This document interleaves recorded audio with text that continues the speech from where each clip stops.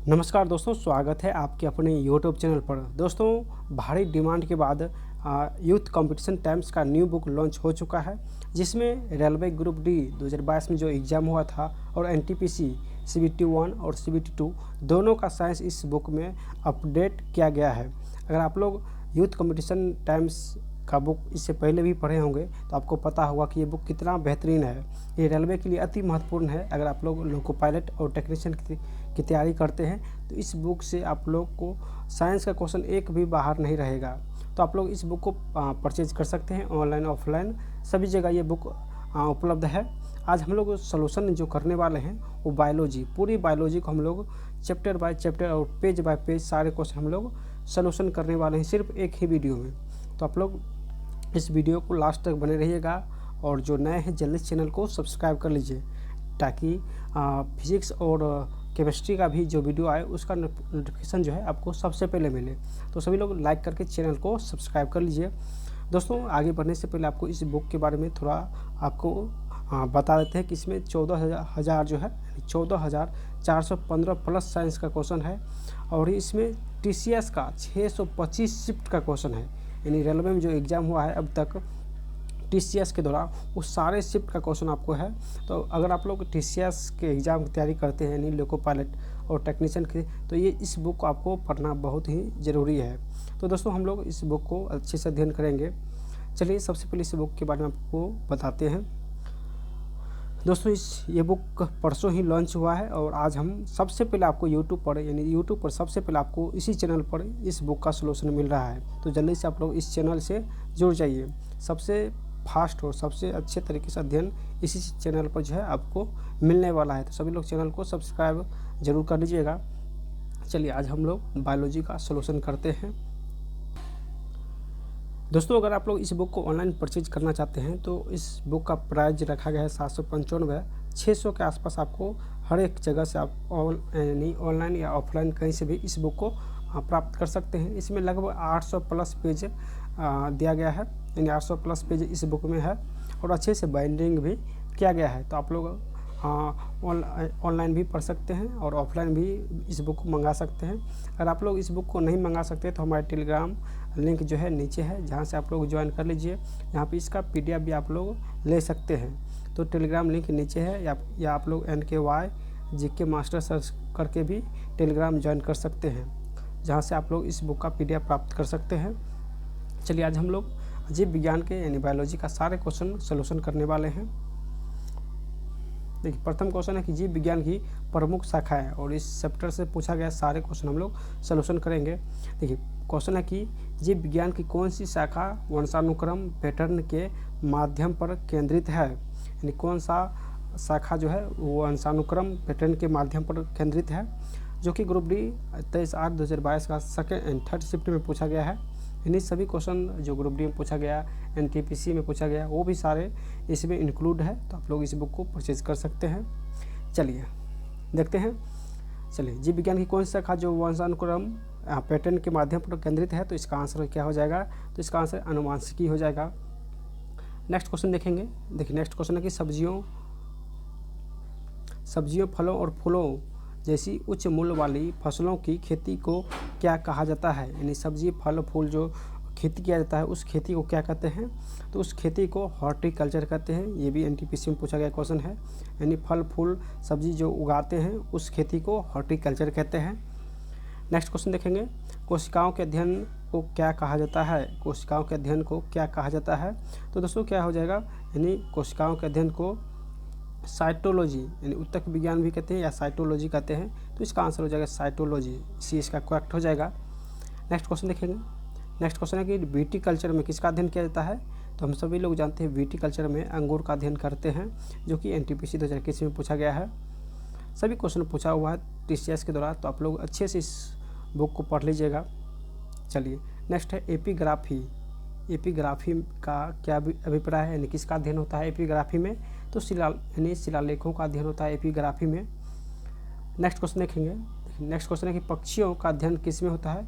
तो पक्षियों का अध्ययन होता है ऑर्निथोलॉजी में। ऑर्निथोलॉजी में पक्षियों का अध्ययन होता है। नेक्स्ट क्वेश्चन देखेंगे। पक्षियों के अध्ययन को क्या कहते हैं? तो पक्षियों के अध्ययन को भी ऊपर में हम लोग देखे थे और ऑर्निथोलॉजी कहते हैं। नेक्स्ट क्वेश्चन देखेंगे, सेरीकल्चर में किसका अध्ययन होता है? तो सेरीकल्चर में दोस्तों किसका अध्ययन होता है? यानी रेशम की खेती का अध्ययन होता है। तो इसका आंसर बी हो जाएगा, रेशम की खेती। नेक्स्ट क्वेश्चन देखेंगे, सेरीकल्चर में तो रेशम की कीड़ों का पालन होता है, यानी रेशम की कीड़ों का पालन करके खेती करते हैं। चलिए नेक्स्ट क्वेश्चन देखेंगे। देखिए नेक्स्ट क्वेश्चन है कि निम्नलिखित में से कौन सा शब्द पशु व्यवहार के जैविक अध्ययन का सबसे अच्छा वर्णन करता है? यानी पशु व्यवहार के जैविक अध्ययन का सबसे अच्छा वर्णन करता है, यानी पशु विज्ञान के वर्णन करता है कौन सा अध्ययन? तो इथोलॉजी हो जाएगा, डी इसका करेक्ट हो जाएगा, इथोलॉजी। नेक्स्ट क्वेश्चन देखेंगे, हिमेटोलॉजी में किसका अध्ययन होता है? तो हिमेटोलॉजी में दोस्तों किसका अध्ययन होता है? तो रक्त यानी उत्तक का अध्ययन होता है, रक्त हो जाएगा इसका आंसर। हिमेटोलॉजी में जो है वो रक्त का अध्ययन होता है। नेक्स्ट क्वेश्चन है कि मार्फोलॉजी में किसका अध्ययन होता है? तो मार्फोलॉजी में दोस्तों जीव की आकृति, संरचना, विशिष्ट रचनात्मक गुणों का अध्ययन होता है।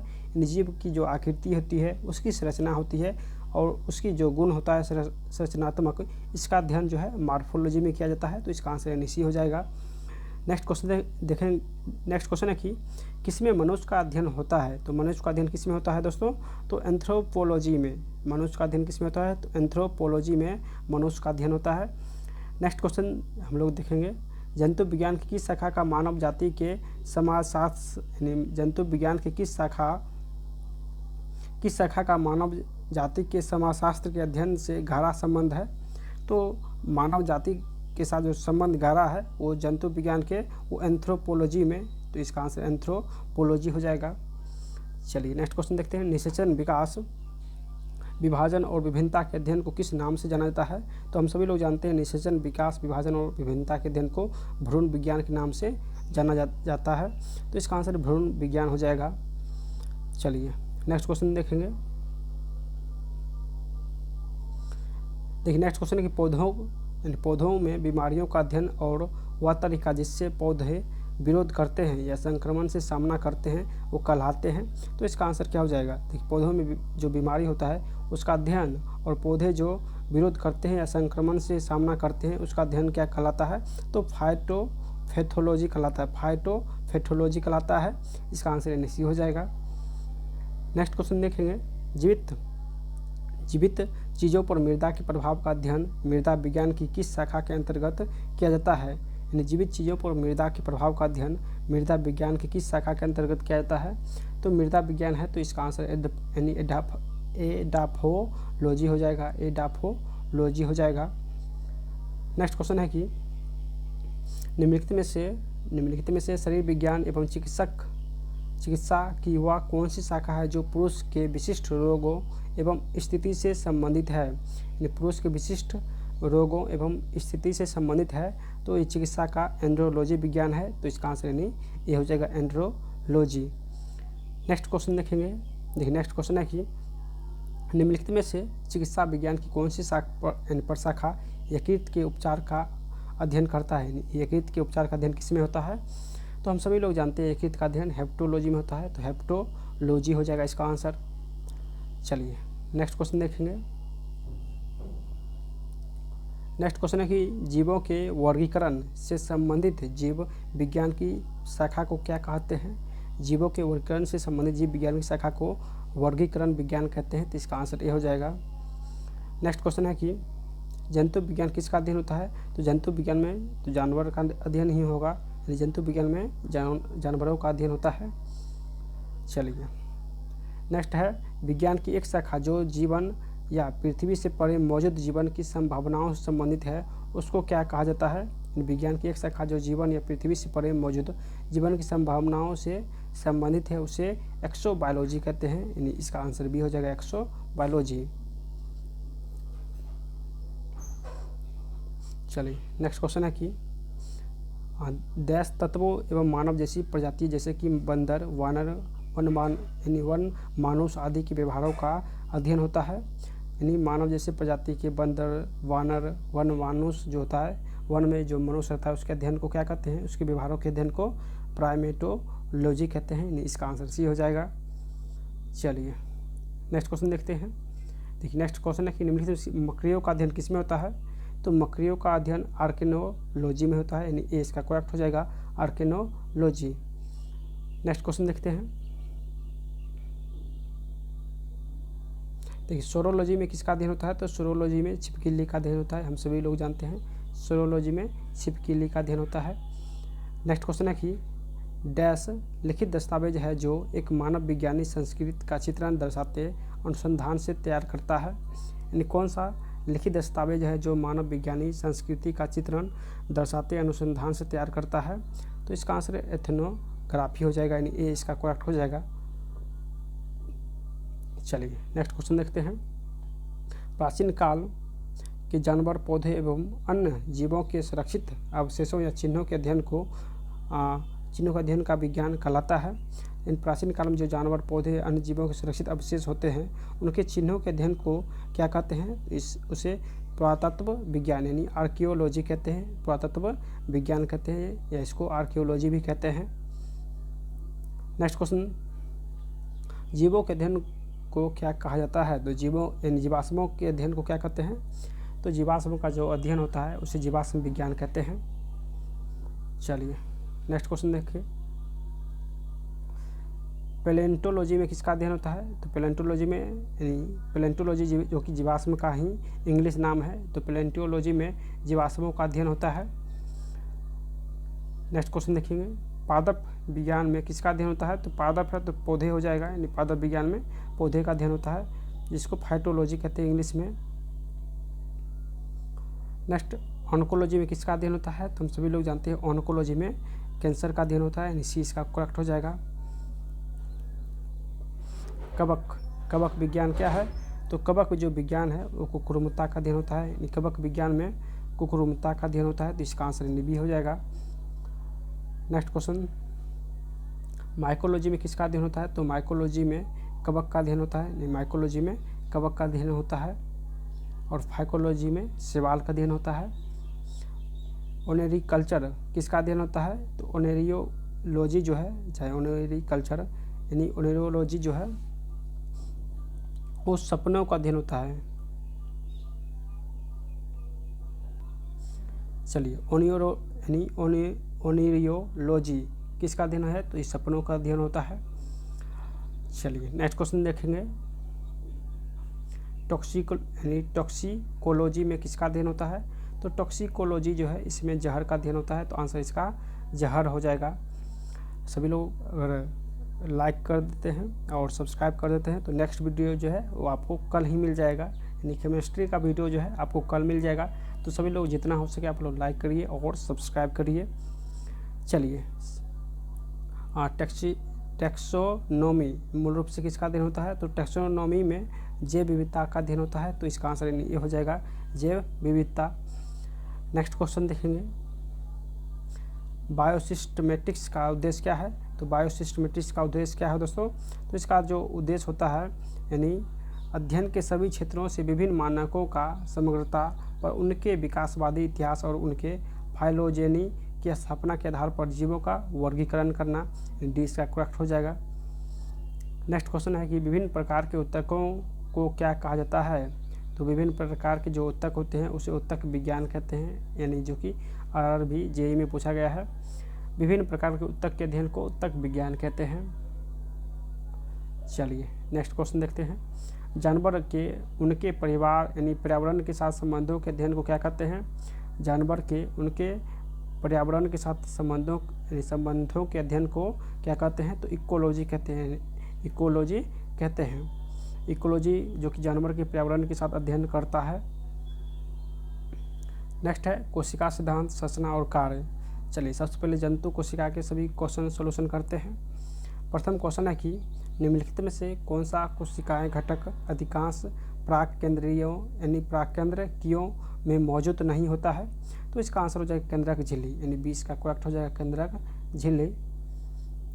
नेक्स्ट क्वेश्चन है कि मानव कोशिकाओं में ग्लूकोज के विघटन द्वारा ऊर्जा का निर्माण होता है, यानी मानव कोशिका में ग्लूकोज के विघटन द्वारा ऊर्जा का निर्माण होता है। ग्लूकोज के विघटन के लिए इनमें से किसकी आवश्यकता होती है, तो ग्लूकोज की विघटन करने के लिए ऑक्सीजन की आवश्यकता होती है, तो इसका आंसर ए हो जाएगा ऑक्सीजन। चलिए नेक्स्ट क्वेश्चन देखते हैं। अधिकांश कोशिकीय प्रक्रियाओं के लिए ऊर्जा मुद्रा क्या होती है? अधिकांश कोशिकीय प्रक्रियाओं के लिए ऊर्जा मुद्रा क्या होती है? तो दोस्तों ये एटीपी में यानी एटीपी में मौजूद रहता है जो कि ऊर्जा, तो इसका आंसर यानी एटीपी हो जाएगा। किस कोशिका को कोशिका की आत्महत्या की थैली कहते हैं? तो आत्महत्या की थैली किसे कहते हैं? यानी किस कोशिकाओं को कोशिका की आत्महत्या की थैली कहते हैं? तो लाइसोसोम को आत्महत्या की थैली कहते हैं। चलिए नेक्स्ट क्वेश्चन देखेंगे। नेक्स्ट क्वेश्चन है कोशिकाओं यानी कोशिका में 6 कार्बन वाले अणु ग्लूकोज के 3 कार्बन वाले अणु पाइरूवेट में विखंडन की प्रक्रिया कहाँ पर होती है? तो कोशिका में 6 कार्बन वाले अणु ग्लूकोज के 3 कार्बन वाले अणु से कहाँ विखंडन करती है? तो ये यानी कोशिका द्रव में विखंडन करती है, तो इसका आंसर यानी कोशिका द्रव हो जाएगा। नेक्स्ट क्वेश्चन है कि यानी प्रोकैरियोटिक राइबोसोम की उप इकाई संरचना क्या होती है? प्रोकैरियोटिक राइबोसोम की उप इकाई संरचना क्या होती है? तो 50S और 30S होती है, यानी 50 कोशिका और 30 कोशिका होती है। नेक्स्ट क्वेश्चन है कि प्राकेंद्रिक कोशिका की कुछ विशेषताएं का उल्लेख नीचे किया गया है। दिए गए विकल्पों में कौन सा विकल्प जो कि गलत दिया गया है? तो जो प्राकेंद्रिक कोशिका है इसमें ए जो है ऑप्शन गलत दिया गया है कि झिल्ली बंद कोशिकाओं की मौजूदगी है, तो ये जो कि गलत दिया गया है। जबकि प्राकेंद्रिक कोशिका में अत्यधिक छोटा आकार होता है, एकल गुणसूत्र होता है और इसका नाभिकीय क्षेत्र केंद्र भाग यानी केंद्र काभ कहलाता है। ये जो है ऑप्शन गलत दिया गया है। चलिए नेक्स्ट क्वेश्चन है कि जब एटीपी में टर्मिनल फास्फेट लिंकेज को जल के उपयोग द्वारा तोड़ा जाता है तो कितनी ऊर्जा मुक्त होती है?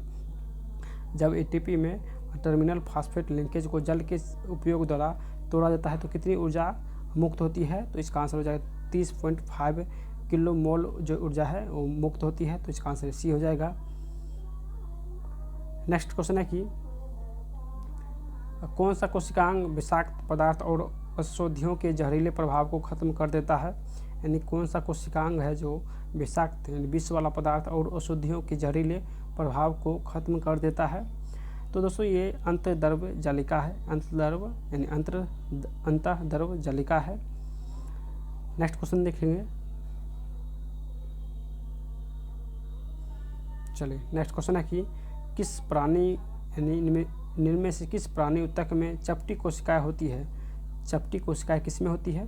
तो चपटी जो कोशिका है ये सल्की उपकला में होती है, यानी सी इसका करेक्ट हो जाएगा, सल्की उपकला जिसमें चपटी कोशिकाएं होती है।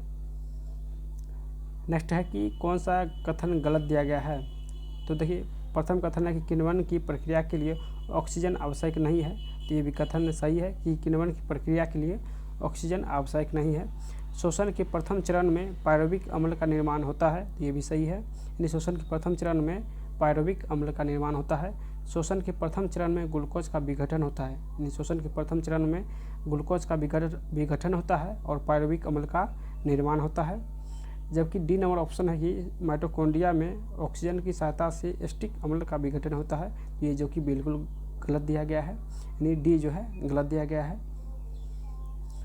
नेक्स्ट क्वेश्चन है कि कोशिका की यकृत कोशिकाओं में SER द्वारा कौन सा महत्वपूर्ण कार्य किया जाता है? यानी कशेरुकियों की यकृत कोशिकाओं में SER द्वारा कौन सा महत्वपूर्ण कार्य किया जाता है? तो ये औषधियों और विषों का निराविषीकरण करता है, यानी औषधि और विष को निराविषीकरण करता है।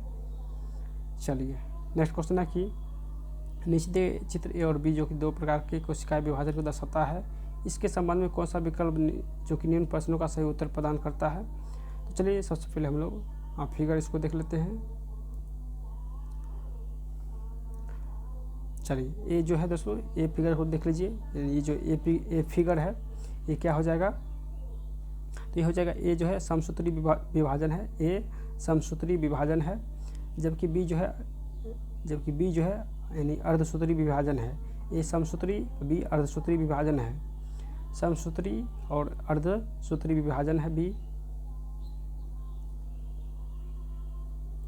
ए समसूत्री और बी अर्धसूत्री विभाजन है। युग्मकों के निर्माण के लिए जनन कोशिकाओं में अर्धसूत्री विभाजन होता है, यानी सी इसका करेक्ट हो जाएगा। चलिए नेक्स्ट क्वेश्चन है कि निम्नलिखित में से किस कोशिकीय घटक को कोशिका के प्रोटीन के कारखानों के रूप में जाना जाता है। तो प्रोटीन के कारखाने के रूप में किसे जाना जाता है, तो प्रोटीन के कारखाना राइबोसोम को कहते हैं। तो आंसर इसका ये हो जाएगा राइबोसोम। नेक्स्ट क्वेश्चन है कि निम्न में से किसे कोशिका का पावर हाउस कहा जाता है। तो कोशिका का पावर हाउस माइटोकॉन्ड्रिया को कहते हैं, यानी ए इसका करेक्ट हो जाएगा माइटोकॉन्ड्रिया।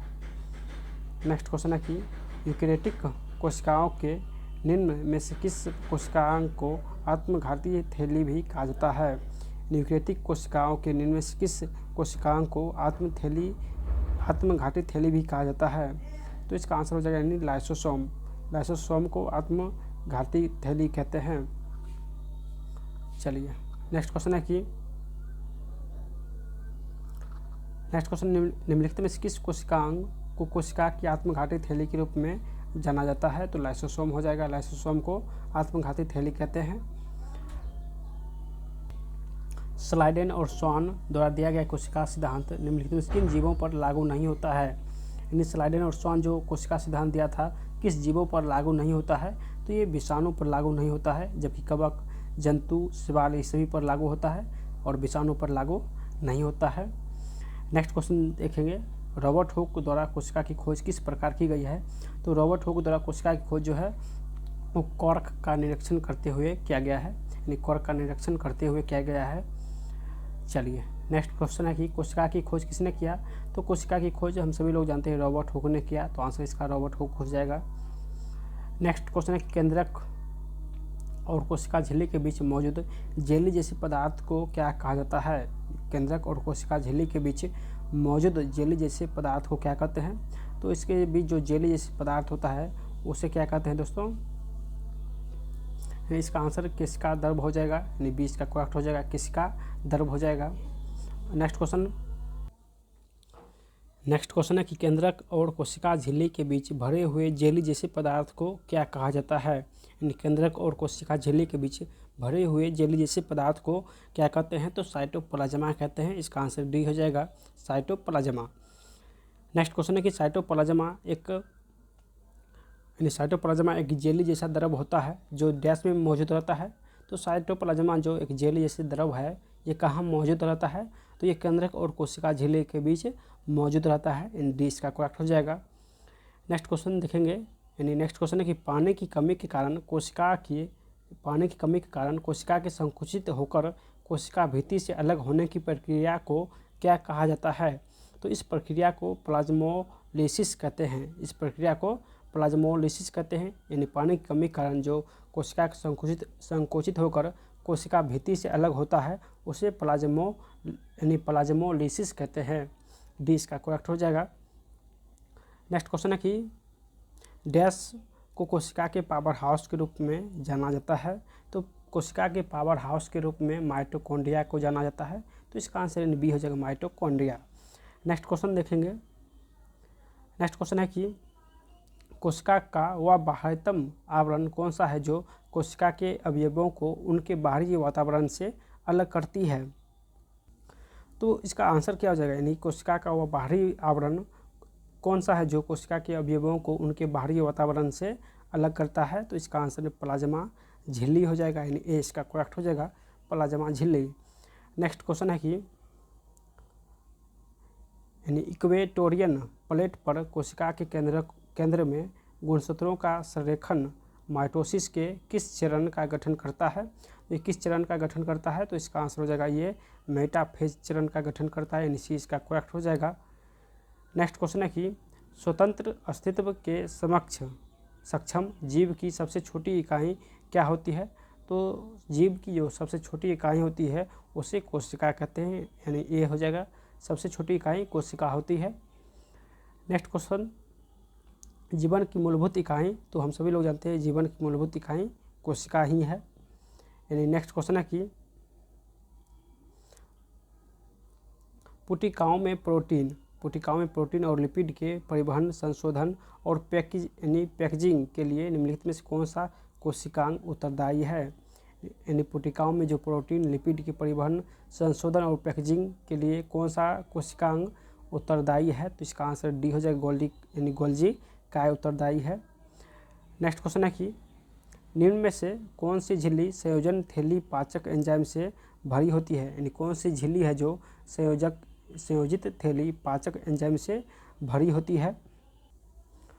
तो इसका जो आंसर करेक्ट हो जाएगा, यानी लाइसोसोम जो है वो, यानी लाइसोसोम वो जो है एंजाइम से भरी होती है, यानी संयोजित थैली पाचक एंजाइम से भरी होती है, यानी सी इसका करेक्ट हो जाएगा। चलिए नेक्स्ट क्वेश्चन देखेंगे। नेक्स्ट क्वेश्चन है कि निम्नलिखित कोशिकांग में से निम्नलिखित कोशिकांगों में से किसे कोशिका की आत्मघाती थैली कहते हैं? तो ये लाइसोसोम को आत्मघाती थैली कहते हैं। नेक्स्ट क्वेश्चन है कि राइबोसोम डैश बनाते हैं? तो राइबोसोम जो है क्या बनाते हैं? तो राइबोसोम प्रोटीन बनाते हैं, यानी सी इसका करेक्ट हो जाएगा। नेक्स्ट है प्रोटोप्लाज्मा शब्द किसने गाढ़ा है? तो प्रोटोप्लाज्मा शब्द जो है किसने गाढ़ा? तो ये जोहान इवनजेलिस्ट पुरकिंजे जो है इसी ने प्रोटोप्लाज्मा शब्द गाढ़ा था, तो इसका आंसर पुरकिंजे हो जाएगा। नेक्स्ट क्वेश्चन है कि डैश कोशिका की एक प्रकार की अपशिष्ट निस्तारण प्रणाली है, वह किसी भी बाहरी सामग्री के साथ साथ खराब हो चुके कोशिकांगों को पचाकर कोशिका को साफ रखने में मदद करते हैं। तो ये लाइसोसोम है जो कोशिका को साफ करने में मदद करता है, यानी बी इसका करेक्ट हो जाएगा लाइसोसोम। नेक्स्ट क्वेश्चन है कि निम्नलिखित में से कौन सा ऑर्गेनल किसी भी बाहरी सामग्री को पचाकर कोशिका को साफ रखने में सहायता होता है और साथ ही कोशिकाओं को क्लांत भी करता है? तो अभी पढ़े थे लाइसोसोम जो है कोशिका को साफ रखने में मदद करता है। नेक्स्ट क्वेश्चन है कि निम्नलिखित में से कौन सा कथन औसत है? प्रथम जो कथन है कि पादप कोशिका में जंतु कोशिका की तुलना में छोटी रिक्तिकाएँ पाई जाती है, जो कि गलत दिया गया है। पादप कोशिका में बहुत सारे यानी जंतु कोशिका से ज़्यादा रिक्तकाएँ होती है। नेक्स्ट कथन है कि पादप कोशिकाएं सामान्यतः जंतु कोशिकाएं से बड़ी होती है, ये बिल्कुल सही है। जंतु कोशिकाओं में लवक नहीं होता है, क्योंकि लवक जो है वो पादप कोशिका में होता है, ना कि जंतु कोशिका में। पादप कोशिकाओं में कोशिका भित्ति जो है वो पाई जाती है, यानी पादप में कोशिका भित्ति होती है, लेकिन जंतु कोशिका में कोशिका भित्ति नहीं होती है। चलिए नेक्स्ट क्वेश्चन देखते हैं। नेक्स्ट है इनमें से कौन सा तरल पदार्थ आंत से अवशोषित वसा को ग्रहण करता है और अतिरिक्त द्रव को अतिरिक्त कोशिकीय स्थान से वापस रक्त में ले जाता है? तो ये कौन सा है? तो इसका आंसर लसिका हो जाएगा। लसिका जो है यानी आंत से अवशोषित वसा को ग्रहण करता है और फिर अतिरिक्त द्रव को अतिरिक्त स्थान से वापस रक्त में ले जाता है, ये लसिका का काम होता है, डी हो जाएगा लसिका। नेक्स्ट क्वेश्चन है कि निम्नलिखित में से अर्धसूत्रण के लिए कौन सा कथन सही नहीं है? तो अर्धसूत्रण के लिए कौन सा कथन सही नहीं है? चलिए कथन 1 देखते हैं। अर्धसूत्रण 2 चरण में होता है, तो ये जो बिल्कुल सही है। नेक्स्ट है कि अर्धसूत्रण के परिणाम स्वरूप परिणामी कोषों में गुणसूत्र की संख्या दोगुनी हो जाती है, ये जो कि बिल्कुल गलत दिया गया है। अर्धसूत्रण के दौरान जनक कोशिका कोषों के जीन परिणामी कोषों में मिश्रित हो जाती है, तो ये बिल्कुल सही है। नेक्स्ट कह रहा है कि जनन ग्रंथि में अर्धसूत्रण युग्मकों के उत्पादन के लिए होता है, ये भी बिल्कुल सही है, यानी 2 जो है वो गलत दिया गया है। चलिए नेक्स्ट क्वेश्चन देखते हैं। नेक्स्ट है कि किस कोशिकांग को कोशिका का मास्टर कहते हैं? किस कोशिकांग को कोशिका का मास्टर कहते हैं? तो ये नाभिक हो जाएगा। नेक्स्ट क्वेश्चन है कि किसी कोशिका में मौजूद सबसे बड़ा कोशिकांग कौन सा है? तो किसी कोशिका में मौजूद सबसे बड़ा जो कोशिकांग होता है वो नाभिक होता है, यानी बी इसका करेक्ट हो जाएगा, नाभिक। नेक्स्ट क्वेश्चन है कि निम्नलिखित में से किस कोशिकांग को कोशिका का प्रोटीन कारखाना कहा जाता है? तो कोशिका का प्रोटीन जो कारखाना होता है वो राइबोसोम होता है, यानी राइबोसोम हो जाएगा। नेक्स्ट है कि निम्नलिखित में से कौन सा कोशिकांग केवल पशु कोशिका में पाया जाता है? यानी कौन सा कोशिकांग जो है वो केवल पशु कोशिका में पाया जाता है? तो ये लाइसोसोम जो है केवल पशु कोशिका में पाया जाता है। नेक्स्ट क्वेश्चन है कि शरीर में लगी चोट को यानी शरीर में जो लगी चोट होता है मरम्मत के लिए किस प्रकार के सेल विभाजन का प्रयोग किया जाता है? तो चोट को मरम्मत करने के लिए समसूत्रण, केवल समसूत्रण का प्रयोग करते हैं, तो इसका आंसर ए हो जाएगा। नेक्स्ट क्वेश्चन है कि एक पशु के शरीर की सबसे बाहरी यानी सबसे बड़ी कोशिका इनमें से कौन सा है। एक पशु के शरीर की सबसे बड़ी कोशिका, तो सबसे जो बड़ी कोशिका होती है वो न्यूरॉन होती है, यानी बी इसका करेक्ट हो जाएगा, न्यूरॉन। नेक्स्ट क्वेश्चन है कि निम्नलिखित में कौन सा एक कोशिका में अधिक मात्रा में होने वाला अणु है। ये कौन सा जो है एक कोशिका में सबसे अधिक मात्रा में होने वाला अणु है, तो जल यानी जल सबसे अधिक मात्रा में कोशिका में पाया जाता है। चलिए नेक्स्ट क्वेश्चन देखते हैं। देखिए नेक्स्ट जो क्वेश्चन है, कोशिका सिद्धांत निम्नलिखित में से किस पर लागू नहीं होता है। कोशिका सिद्धांत किस पर लागू नहीं होता है, तो ये जीवाणु, कवक, शैवाल सभी पर लागू होता है। इससे पहले भी बताए थे, केवल विषाणु पर लागू नहीं होता है, तो इसका आंसर यानी डी जो है गलत दिया गया है। नेक्स्ट क्वेश्चन है कि मिलान कीजिए। चलिए हम लोग मिलान करते हैं। आत्महत्या की थैली किसे कहते हैं, तो यानी लाइसोसोम को आत्महत्या की थैली कहते हैं। डीएनए जो है गुणसूत्र से संबंधित है। माइटोकॉन्ड्रिया को पावर हाउस कहते हैं। तो इस प्रकार जो है यानी 1 का सी और 2 का 2 और 3 का 1, यानी इस प्रकार बी इसका करेक्ट हो जाएगा आंसर। चलिए नेक्स्ट क्वेश्चन देखते हैं। नेक्स्ट है कि कोशिका प्रकार्यात्मक क्रियाओं का नियंत्रण कौन करता है, तो कोशिका यानी प्रकार्यात्मक क्रियाओं का नियंत्रण जो करता है वो केंद्रक करता है, यानी डी इसका करेक्ट हो जाएगा आंसर। नेक्स्ट क्वेश्चन है कि सूत्री विभाजन के चरणों का नाम बताइए जिसके दौरान विभाजित सेल के गुणसूत्र जो है मध्यरेखा पर स्थित होते हैं। तो ये मेटाफेज में जो है गुणसूत्र मध्यरेखा में होता है, यानी मेटाफेज इसका आंसर हो जाएगा। नेक्स्ट क्वेश्चन है कि नेक्स्ट पॉइंट जो है 2 नंबर पादप, और इसमें जो प्रथम क्वेश्चन पूछा गया फिगर से संबंधित, और इसमें पूछ लिया गया कि जो कि नीचे कोशिका पादप कहाँ पाई जाती है। फिगर दिया गया है और इसमें पूछा कि कोशिका पादप में कहाँ पाया जाता है, तो इसका जो सही आंसर क्या हो जाएगा, यानी जड़ में। कोशिका पादप जो है वो जड़ में पाई जाती है, तो इसका आंसर डी हो जाएगा, जड़। चलिए नेक्स्ट क्वेश्चन देखते हैं। पादप कोशिका में मौजूद डैश, यानी पादप कोशिकाओं में मौजूद डैश की मात्रा संचालन को सुगम बनाने के लिए कोशिका की संरचना में परिवर्तन कर देते हैं। तो ये जल की मात्रा जो है कोशिका की संरचनाओं में परिवर्तन कर देती है।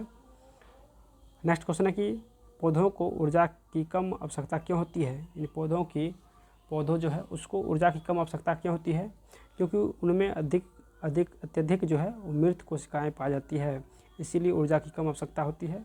इसमें अत्यधिक मृत कोशिकाएँ पाई जाती है। चलिए नेक्स्ट क्वेश्चन है कि पादप कोशिका में कोशिका भित्ति क्यों पाई जाती है।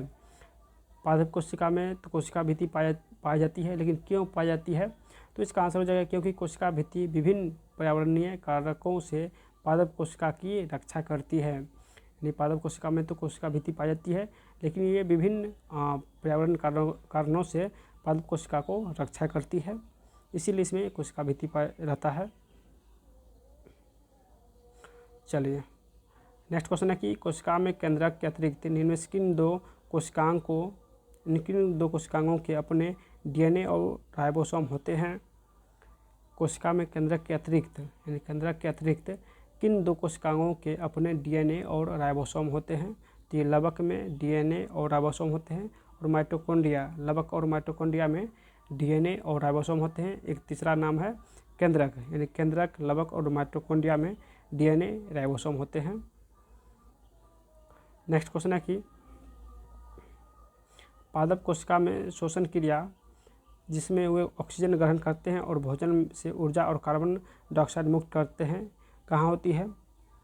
तो ये जो प्रक्रिया होती है ये माइटोकॉन्ड्रिया में होती है, यानी पादप कोशिका में श्वसन क्रिया जिसमें ऑक्सीजन ग्रहण करती है और भोजन से ऊर्जा और कार्बन डाइऑक्साइड मुक्त करती है, ये माइटोकॉन्ड्रिया में होती है। नेक्स्ट क्वेश्चन है कि अपशिष्ट उत्पादकों को पादप कोशिका के अंदर कहाँ संचित किया जाता है। अपशिष्ट उत्पादकों को पादप कोशिका के अंदर कहाँ संचित किया जाता है, तो ये रसधानियों में संचित किया जाता है, यानी 20 का करेक्ट हो जाएगा। चलिए नेक्स्ट है पर्णहरित, यानी क्लोरोफिल वर्णक कोशिका के इनमें से किस घटक में मौजूद रहता है, तो ये हरित लवक में मौजूद रहता है, यानी ए इसका करेक्ट हो जाएगा, हरित लवक। नेक्स्ट है निम्नलिखित में से कौन से कोशिकांग केवल पादप में पाए जाते हैं। तो लवक जो है केवल पादप में पाए जाते हैं, डी इसका करेक्ट हो जाएगा लवक। नेक्स्ट क्वेश्चन देखेंगे, जब आप किसी पादप कोशिका, कवक कोशिका या जीवाणु कोशिका को एक अत्यधिक तन्नु बाहरी माध्यम में रखते हैं तो पादप कोशिका या कवक कोशिका जल को अवशोषित करेगी किंतु फटेगी नहीं, जबकि जंतु कोशिका फट जाएगी। पादप कोशिका का कौन सा भाग उसे आने वाले जल के दाब का सहन करने में सहायता करता है? तो इसका जो आंसर हो जाएगा दोस्तों, इसका आंसर कोशिका भित्ति हो जाएगा, डी इसका करेक्ट हो जाएगा आंसर। चलिए नेक्स्ट क्वेश्चन है कि निम्नलिखित आकृति में दी गई पादप कोशिका में हम अवशिष्ट उत्पाद कहाँ पा सकते हैं? जो पादप कोशिका दिया गया है इसमें अवशिष्ट उत्पाद कहाँ पा सकते हैं? तो दोस्तों इसमें जो यानी ये जो भाग है ये भाग अपशिष्ट उत्पाद इसी में रहता है, यानी अपशिष्ट उत्पाद जो है भाग 4 में पाया जाता है। तो इसका आंसर जो हो जाएगा तीर 4 द्वारा दिखाए गए क्षेत्र में जो है वो अपशिष्ट उत्पाद पाया जाता है।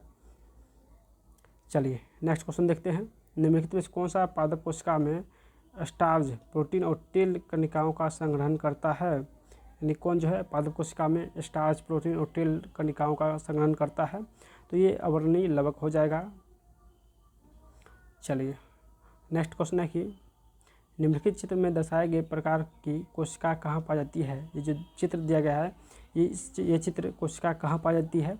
तो इसमें पत्ती और प्रोही यानी कोशिका जो इस फिगर में है ये कोशिका कहाँ पाई जाती है? तो पत्तियों और प्रोरोही में पाई जाती है, पत्तियों और प्रोरोही में पाई जाती है कोशिका। चलिए नेक्स्ट क्वेश्चन है कि वायुतक कोशिकाएं डैश में पाई जाती है, यानी वायुतक कोशिका जो है कहाँ पाई जाती है?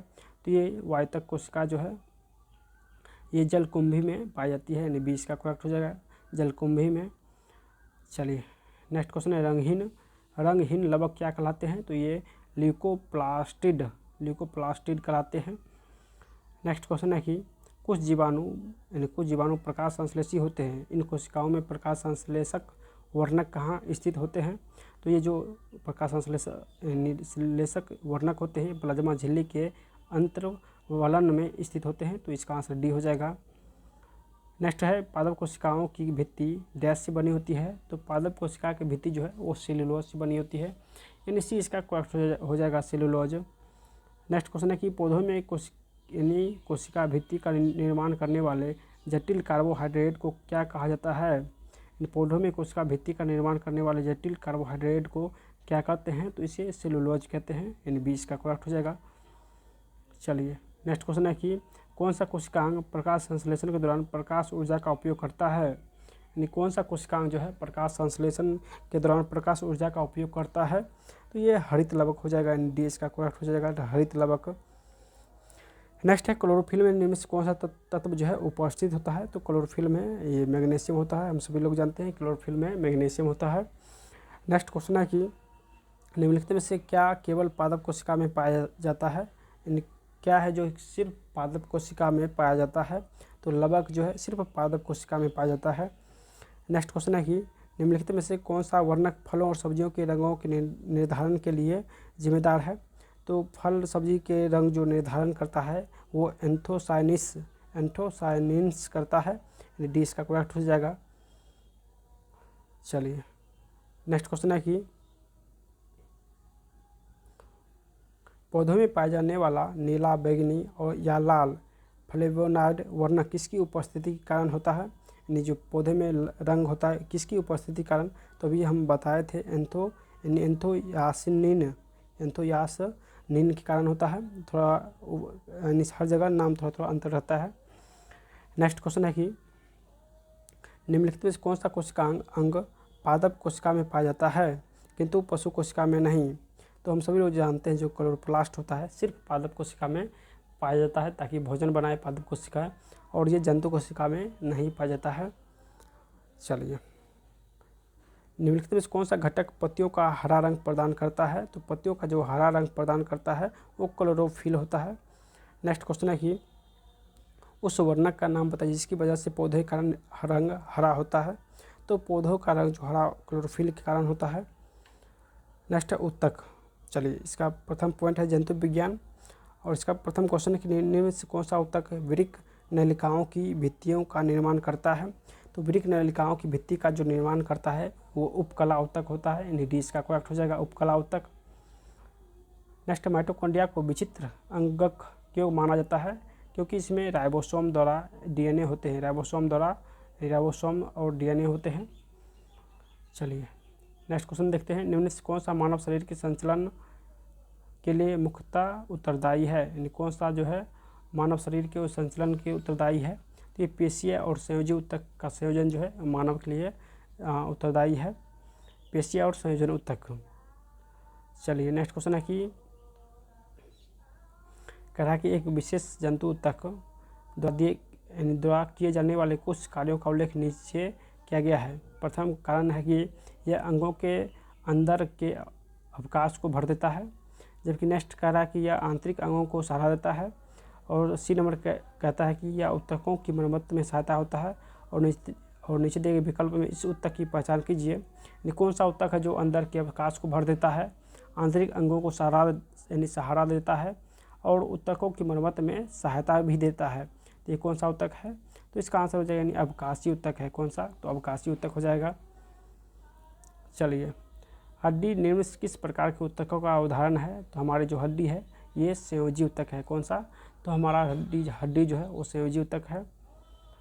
चलिए नेक्स्ट क्वेश्चन है कि इनमें से कौन सा ऊतक त्वचा के नीचे और आंतरिक अंगों के बीच पाया जाता है? यानी कौन सा ऊतक जो त्वचा के नीचे और आंतरिक अंगों के बीच पाया जाता है?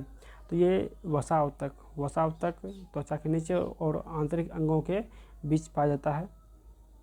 चलिए नेक्स्ट क्वेश्चन है कि इनमें से कौन सा ऊतक यानी ऊतक की मरम्मत में मदद करता है? कौन सा ऊतक जो है ऊतक की मरम्मत में मदद करता है? तो इसका आंसर क्या हो जाएगा? इसका जो आंसर हो जाएगा यानी एरियोलर जो है ऊतक, ये ऊतक की मरम्मत में मदद करता है। सी इसका करेक्ट हो जाएगा। चलिए नेक्स्ट क्वेश्चन है कि हमारे शरीर में वसा संचायक ऊतक कौन सा है? तो वसा संचायक जो ऊतक है एडिपोज ऊतक है, डी इसका करेक्ट हो जाएगा, एडिपोज ऊतक। नेक्स्ट क्वेश्चन देखेंगे, ऊतक क्या होता है? तो वे कोशिकाएं जो मूल रूप से देखने में और कार्य करने में समान होता है, वे कोशिकाएं जो मूल रूप से देखने और कार्य करने में समान होता है उसे ऊतक कहते हैं। नेक्स्ट क्वेश्चन है कि उन कोशिकाओं के समूह को जिनकी उत्पत्ति और संरचना समान होती है और जो एक विशेष कार्य करने के लिए विशेषता प्राप्त होती है। जैसे उदाहरण के लिए शरीर में मांसपेशी की कोशिकाएं उन मांसपेशियों को बनाती है जो शरीर की गति से संबंधित है, उसे क्या कहते हैं? तो उसे क्या कहते हैं दोस्तों? तो इसका आंसर हो जाए उसे ऊतक कहते हैं। नेक्स्ट क्वेश्चन है कि रक्त और हड्डियाँ डैश के उदाहरण है? तो रक्त और हड्डी जो है किसका उदाहरण है? तो रक्त और हड्डी जो है ये संयोजी ऊतक का उदाहरण है, यानी ए इसका करेक्ट हो जाएगा आंसर। नेक्स्ट क्वेश्चन है कि मनुष्य में एक संयोजी ऊतक के उदाहरण को पहचानिए। तो अभी बताए थे रक्त और हड्डी जो है वो संयोजी ऊतक है, यानी इसका आंसर हड्डी हो जाएगा।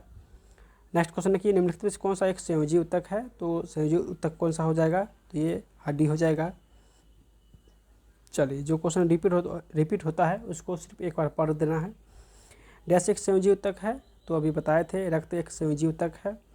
नेक्स्ट है कि रक्त डैश प्रकार के ऊतकों का उदाहरण है? तो रक्त जो किस प्रकार के? तो ये संयोजी प्रकार के ऊतक है। रक्त क्या है? तो एक प्रकार के संयोजी ऊतक है, यानी इसका आंसर सी हो जाएगा। हल्का अंतर कर दिया गया है सभी क्वेश्चन को। नेक्स्ट है, हमारे शरीर की हड्डियों में कौन से ऊतक पाए जाते हैं? तो हमारे शरीर की हड्डी जो है इसमें संयोजी ऊतक पाए जाते हैं। नेक्स्ट क्वेश्चन है कि मुंह की परत डैश से बनी होती है? मुंह का जो परत होता है किससे बनी होती है? तो पपड़ीदार उपकला यानी स्क्वेमस एपिथेलियम से बना होता है, यानी सी इसका करेक्ट हो जाएगा। नेक्स्ट क्वेश्चन है कि हमारे शरीर में कई अंग है, जैसे निम्नलिखित में कौन सा सबसे बड़ा अंग है? तो सबसे बड़ा जो अंग है त्वचा जो है सबसे बड़ा अंग है। नेक्स्ट क्वेश्चन हम लोग देखेंगे, देखिए त्वचा के नीचे और आंतरिक अंगों के बीच डैश ऊतक होता है। त्वचा के नीचे और आंतरिक अंगों के बीच जो ऊतक होता है वो वसा ऊतक होता है, यानी बी इसका करेक्ट हो जाएगा। नेक्स्ट क्वेश्चन देखेंगे, निम्न में से क्या एक पशु ऊतक नहीं है? कौन सा जो पशु ऊतक नहीं है? तो इसका आंसर क्या हो जाएगा? देखिए पेशी ऊतक, संयोजी ऊतक और तंत्रिका ऊतक, यानी पेशी ऊतक, संयोजी ऊतक, तंत्रिका ऊतक, उपकला ऊतक, ये सभी जो है वो पशु ऊतक है। पूछ रहा है कि इसमें पशु ऊतक कौन सा नहीं है, जो कि ये सभी पशु ऊतक है। तो इसका आंसर इसमें से इनमें से कोई नहीं हो जाएगा, जो कि ऑप्शन नंबर ई हो जाएगा। इन्हें सभी जो है दिया गया है, ये सभी पशु ऊतक है। नेक्स्ट है, डैश ऊतक हमारे मुंह की आंतरिक यानी आंतरिक स्तर को बनाता है। यानी कौन सा ऊतक जो हमारे मुंह के आंतरिक स्तर को बनाता है। तो ये सरल के वेमस एपिथेलियम जो है वो आंतरिक परत को बनाता है। नेक्स्ट क्वेश्चन है कि स्ट्रेटिफाइड स्क्वेमस एपिथेलियम किस में मौजूद होता है। तो ये त्वचा में मौजूद रहता है। डी इसका करेक्ट हो जाएगा। नेक्स्ट है, डैश ऊतक में मैट्रिक्स होते हैं और कोशिकाएं मैट्रिक में सन्निहित होते हैं। तो ये संयोजी ऊतक में मैट्रिक्स होते हैं और कोशिकाएं मैट्रिक्स में सन्निहित होते हैं। चलिए, पेशी ऊतक कितने प्रकार के होते हैं। तो पेशी ऊतक 3 प्रकार के होते हैं। नेक्स्ट क्वेश्चन देखेंगे, मानव शरीर की त्वचा का सबसे बाहरी परत। तो सबसे बाहरी परत जो है एपिडर्मिस होता है। नेक्स्ट क्वेश्चन है कि कौन सा हिस्सा मानव त्वचा का सबसे बाहरी हिस्सा है। तो सबसे बाहरी जो हिस्सा है एपिडर्मिस है, यानी ए इसका करेक्ट हो जाएगा। नेक्स्ट क्वेश्चन है कि निम्नलिखित में से कौन संयोजी ऊतक नहीं है। तो संयोजी ऊतक कौन सा नहीं है। तो अस्थि जो कि संयोजी ऊतक है, रक्त संयोजी ऊतक है, उपास्थित ये भी संयोजी ऊतक है, जबकि तंत्रिका कोशिका जो है वो संयोजी ऊतक नहीं है। चलिए, नेक्स्ट क्वेश्चन है कि स्क्वेमस एपिथेलियम ऊतक फेफड़ों के एल्वेलाइड और जानवरों के अन्य हिस्सों में पाया जाता है, जहां डैश संकुचन और विश्राम होता है।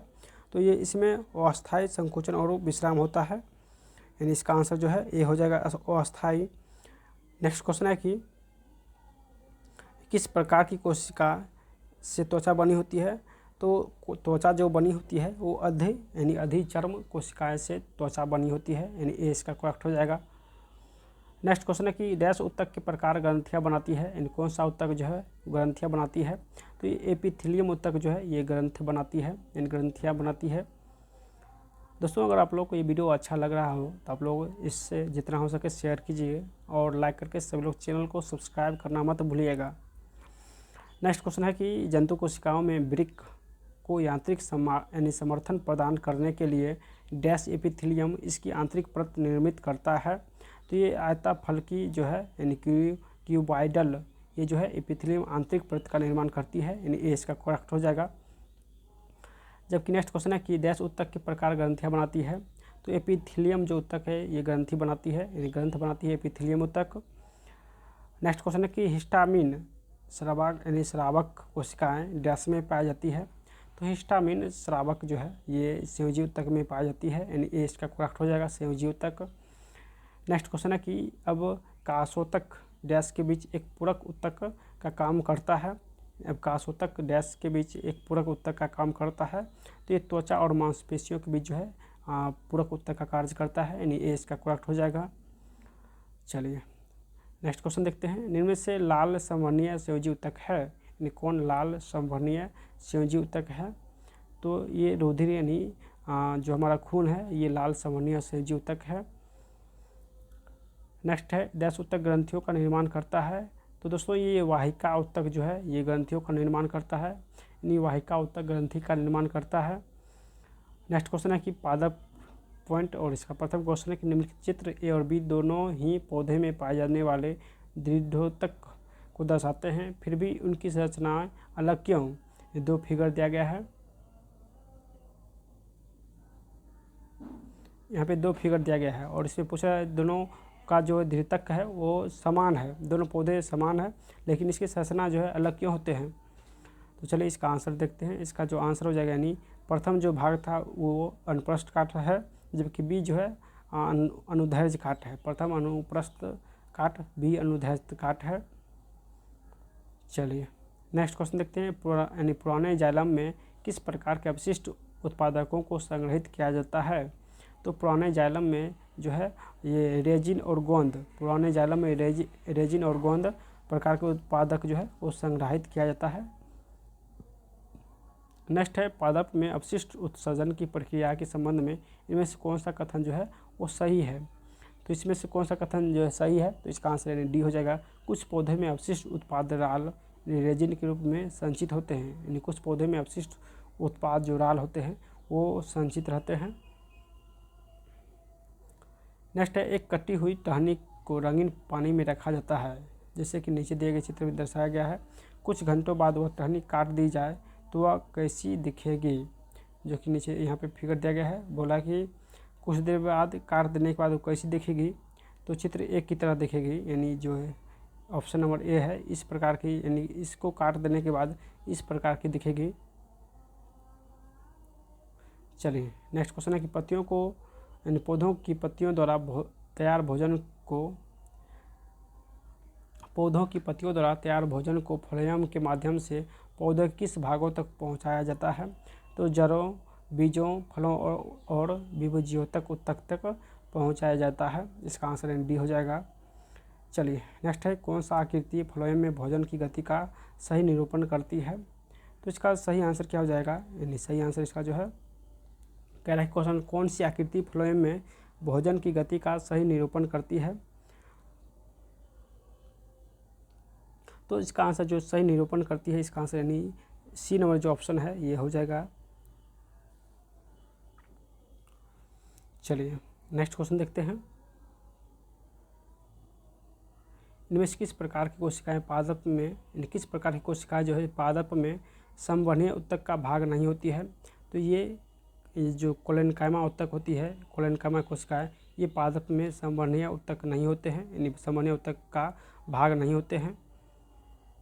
नेक्स्ट क्वेश्चन है कि फ्लोएम के माध्यम से परिवहन के बारे में निम्नलिखित में से कौन सा कथन असत्य है, यानी फ्लोएम के माध्यम से परिवहन के बारे में कौन सा कथन असत्य है, तो सी नंबर जो कथन है कि यानी फ्लोएम में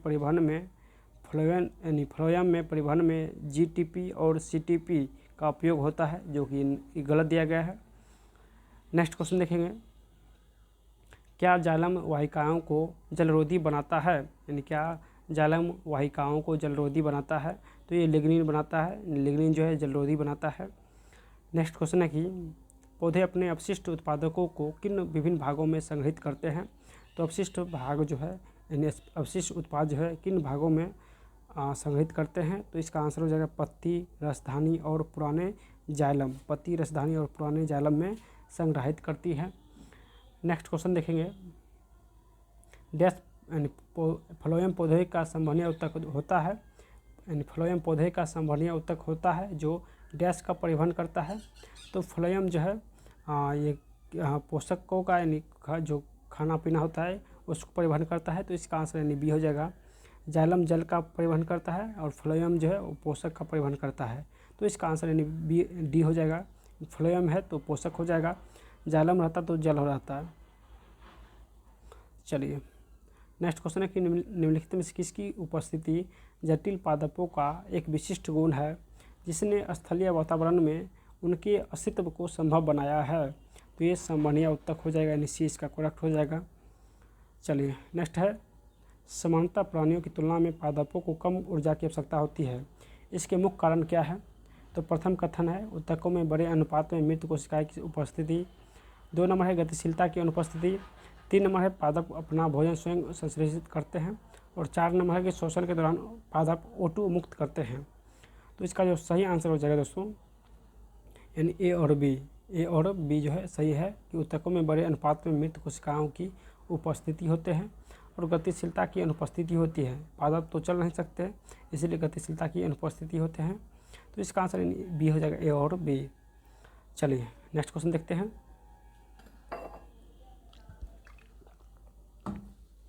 नेक्स्ट क्वेश्चन है, निम्नलिखित में से कौन से उत्सर्जी उत्पाद पौधे के पुराने जाइलम में संग्रहित होते हैं, तो ये राल जो है उत्सर्जी, ये उत्पाद पौधे के पुराने जाइलम में संग्रहित होते हैं, यानी ए इसका करेक्ट हो जाएगा। नेक्स्ट है, पादप में रेजिन और गोंद विशेषकर डैश में संचित होते हैं, तो पादप में रेजिन और गोंद जो है ये पुराने जाइलम में संचित रहते हैं, यानी डी इसका करेक्ट हो जाएगा। नेक्स्ट है, निम्नलिखित में से कौन सा कथन फ्लोएम के संबंध के बारे में सही है, तो फ्लोएम के संबंध के बारे में जो कथन सही है ये डी हो जाएगा, यानी फ्लोएम प्रकाश संश्लेषक उत्पादकों को पत्तियों से पौधे के अन्य भागों तक ले जाता है, यानी फ्लोएम जो है, यानी फ्लोएम प्रकाश संश्लेषित उत्पादकों को यानी पत्तियों से पौधे के अन्य भागों तक ले जाता है। फ्लोएम का काम होता है यानी जो खाना पीना होता है उसको पत्तियों से पौधे के अन्य भाग तक ले जाना, जबकि जाइलम का काम है और पानी पहुंचाना। चलिए नेक्स्ट क्वेश्चन है कि निम्न में से कौन सा प्रकाश संश्लेषक यानी कौन सा प्रकाश संश्लेषण के उत्पादकों का पत्तियों से पादपों के अन्य भाग तक परिवहन करता है। तो प्रकाश संश्लेषण के उत्पाद है, यहाँ पे भी उत्पाद है, तो इसका आंसर यानी फ्लोएम हो जाएगा। यानी उत्पाद को शीर्ष से पौधे के अन्य भाग तक ले जाता है, वो फ्लोएम होता है। नेक्स्ट है चालनी पट्टिकाएँ डैश में पाई जाती है। तो चालनी पट्टिकाएँ जो है ये फ्लोएम नली कोशिका में पाई जाती है, यानी ये इसका करेक्ट हो जाएगा, फ्लोएम नली कोशिकाएँ। नेक्स्ट क्वेश्चन है कि पादप में अवशिष्ट उत्पादकों के संग्रहण हेतु इनमें से किस स्थान का उपयोग किया जाता है। पादप में अवशिष्ट उत्पादक के संग्रहण हेतु किस स्थान का उपयोग करते हैं। तो ये वास्तविक और उल्टा का प्रयोग करते हैं, वास्तविक और उल्टा का प्रयोग करते हैं। चलिए नेक्स्ट क्वेश्चन है कि निम्नलिखित आलेख में नीले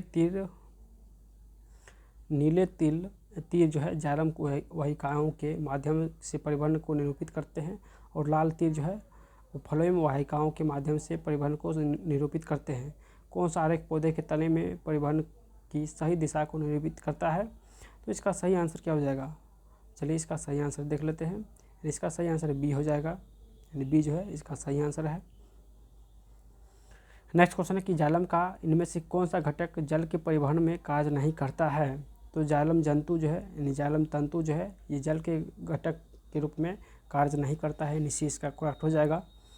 चलिए नेक्स्ट क्वेश्चन देखते हैं। देखिए नेक्स्ट क्वेश्चन है कि डैश रूट एपेक्स की लगातार विभाजित होने वाली कोशिकाओं द्वारा दर्शाया गया है। तो ये मेरिस्टेमेटिक विकास जो है ये रूट एपिक्स को लगातार विभाजित होने वाली कोशिकाओं को दर्शाता है, मेरिस्टेमेटिक कुछ विकास। चलिए नेक्स्ट है नारियल के छिलके में मौजूद कौन सा ऊतक उसे कठोर और दृढ़ बना के बनाता है। तो नारियल की छिलके में जो मौजूद रहता है वो स्क्लेरेनकाइमा जो ऊतक रहता है, स्क्लेरेनकाइमा ऊतक रहता है, जिससे वो नारियल का ऊपरी भाग जो है वो कठोर रहता है। चलिए नेक्स्ट क्वेश्चन है कि जाइलम के कौन से तत्व मृत कोशिकाओं से बने होते हैं और फिर भी पौधे में जल और खनिजों के परिवहन के लिए उत्तरदायी होते हैं। तो ये वाहिनिका और वाहिका जो है मृत कोशिकाओं से बने होते हैं, फिर भी पौधे में जल और खनिजों के परिवहन के लिए उत्तरदायी होते हैं। चलिए नेक्स्ट क्वेश्चन देखते हैं। पौधों में विभेज्योतक ऊतक की कोशिकाएं एक ऐसी प्रक्रिया से गुजरती है जिसमें वे विभाजित होने की क्षमता खो देती है तथा एक अस्थायी आकृति और आकार ग्रहण कर लेती है और एक विशिष्ट कार्य करने के लिए विशेषीकृत हो जाती है। इस प्रक्रिया को किस नाम से जाना जाता है। तो इस प्रक्रिया को दोस्तों क्या कहते हैं। तो इस प्रक्रिया को विभेदन कहते हैं। नेक्स्ट जो क्वेश्चन है कि एक लंबा वृक्ष अपने अवशिष्ट उत्पादकों को कहाँ संग्रहित कर सकता है। तो एक लंबा व्यक्ति है वो विशिष्ट उत्पादकों को ये पुराने जाइलम में संग्रहित कर सकता है, यानी ये इसका करेक्ट हो जाएगा, पुराने जाइलम। चलिए इसका आंसर देखते हैं नेक्स्ट का।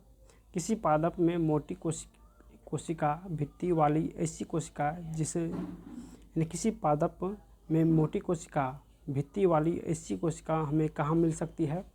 तो फिगर में दिया गया है, ये फ्लोएम में मिल सकता है, डी इसका करेक्ट हो जाएगा, फ्लोएम।